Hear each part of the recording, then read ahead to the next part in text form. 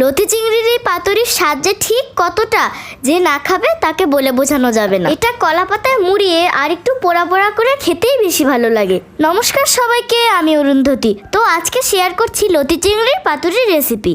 প্রথমেই মা নিয়ে নিচ্ছে সাদা সরিষা, কালো সরিষা, জিরা, রসুন কুচি আর কাঁচামরিচ কুচি।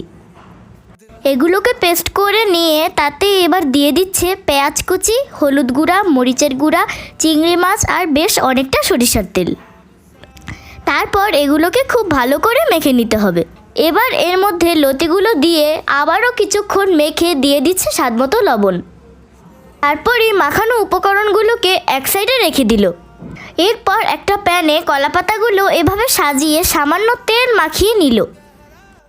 এরপর মাখানো লতি চিংড়ি কলাপাতায় দিয়ে দিচ্ছে। এবার এগুলোকে একটু চেপে চেপে সাজিয়ে নিতে হবে।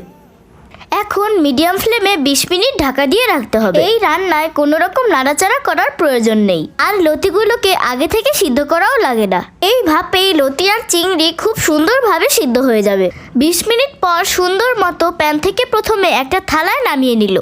এখন অন্য একটা কলাপাতা দিয়ে ঢেকে তার উপর আরেকটা থালা দিয়ে এভাবে উল্টো করে দিচ্ছে। এবার আগের কলাপাতাটাকে সরিয়ে রেখে আবারও একইভাবে 5 মিনিট রান্না করে নিতে হবে। এই তো 5 মিনিট পরে এখন নামিয়ে নিল। মা এখন গরম ভাতের সাথে এটা সার্ভ করছে।